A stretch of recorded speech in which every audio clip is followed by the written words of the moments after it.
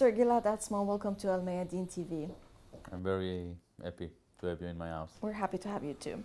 Yes, in your book, The Wandering Who, a study of Jewish identity politics, you say in the foreword, and I'm quoting you here, that your grandfather, he was a former commander in the right-wing Irgun terror organization. He had, I must admit, a tremendous influence on me in my early days. Now, what changed this tremendous influence into tremendous indifference, let's say, and antagonism with the ideas of your grandfather?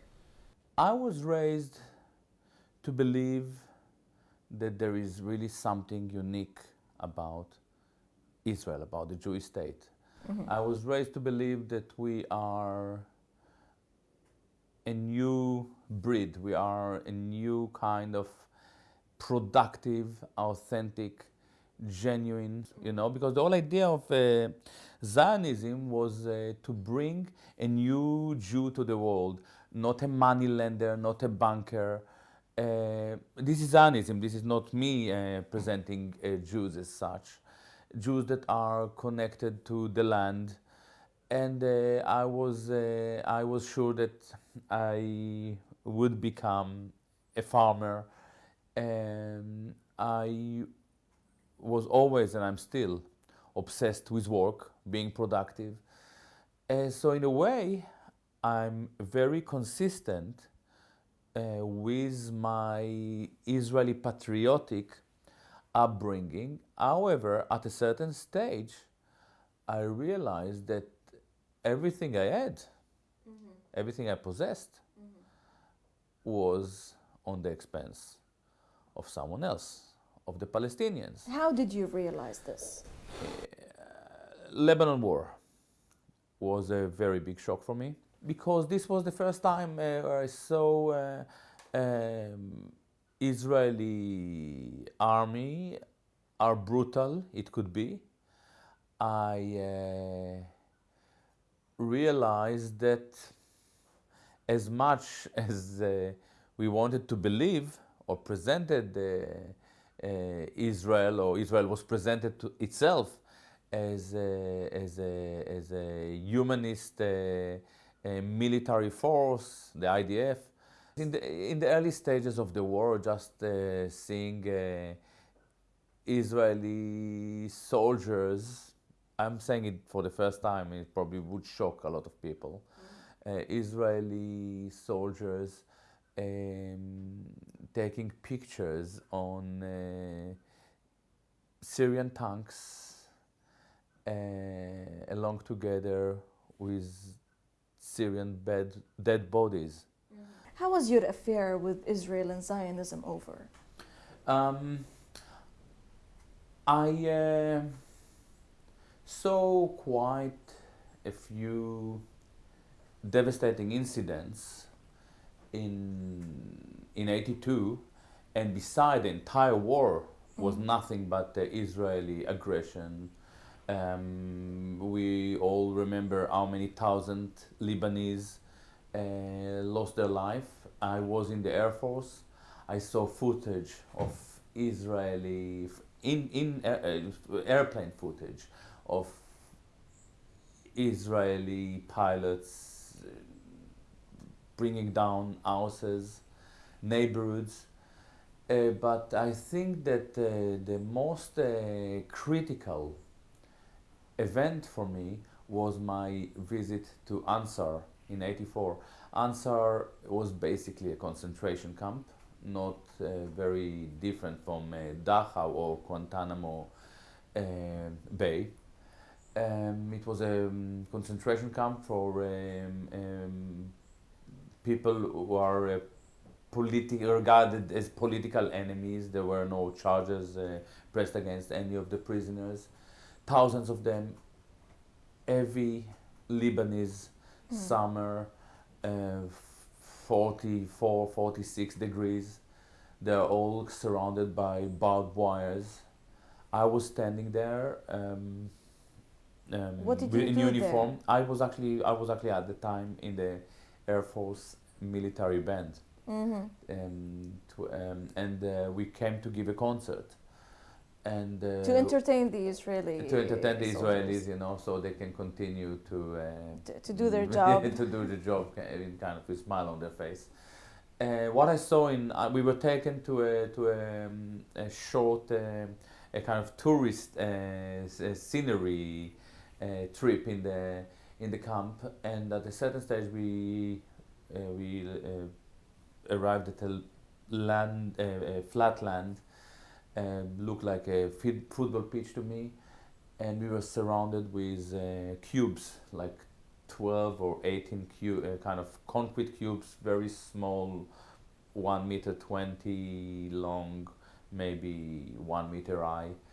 And I asked the commander what were they. I thought that putting dogs in such weather, in such constructions, would be lethal. And he told me these are not for dogs. These were our solitary confinements. For the detainees. For detainees, you put a Palestinian in one of those, within 12 hours, he becomes a Zionist. After all the Holocaust Shoah indoctrination, it became very clear to me that in that situation, I was the Nazi in uniform, and the Palestinians were the Jews.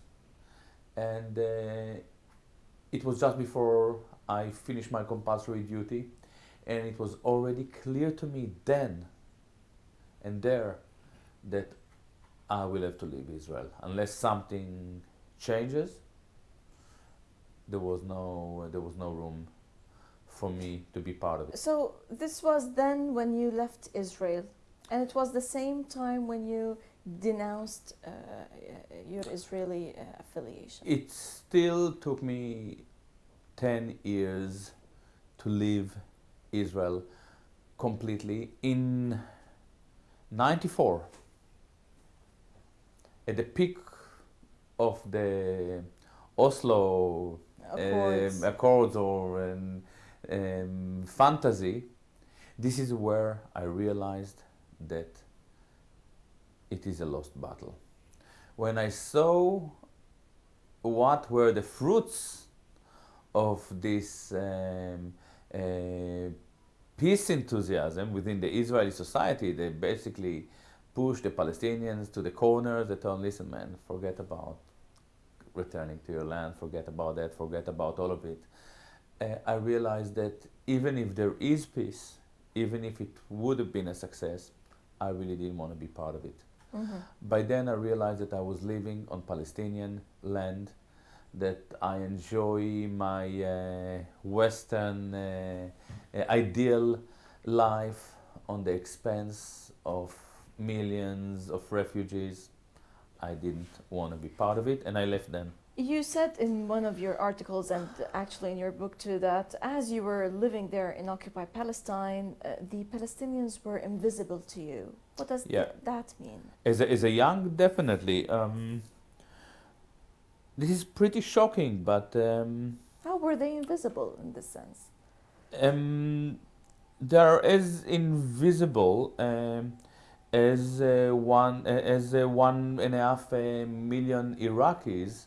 Dead Iraqis are invisible to the vast majority of English people who are complicit in a war in Iraq. I think that part of the culture, supremacist culture that I was part of, and we in the West are complicit in a very similar culture, you don't see the victims of your own oppression. I saw them in the old city of Jerusalem. They were fixing my dad's car. There was a wonderful woman who cooked for me every day, but I didn't know much about her, and I didn't know much about the gardener. And the Palestinian would come to work in the supermarket at 7 o'clock in the morning. They would disappear. We never asked ourselves why. You know, when I was kid, every too often my dad would wake us all and say, oh, there was a a terror attack in the Lebanese border, or the other time they would come from the beach. And we always saw it as a continuation of anti-Jewish, moronic or sinister behavior. We never asked ourselves what was going on. We never understood that these people were actually refugees who were fighting to go back to the land that belongs to them and didn't belong to me and didn't belong to my parents. I didn't understand it. It took me many years to understand, I admit. So, what did this utter support of the Palestinians actually cost Gilad Atzmon? It is more than obvious that there are more than a few people who are extremely unhappy with my views. Zionist, obviously. I just heard Alan Dershowitz, notorious He attacked Zionist. you. Yeah, he really doesn't like me. Actually, I'm very happy with. Yeah, and he attacked the people who wrote something about your book. Yeah, like for sure, that are much more superior to him intellectually and academically. I defined new terms, which you want me to talk about. No, we're going to get back to define these terms, but we have to stop now for a short break. Short break, and we'll be back. Stay tuned.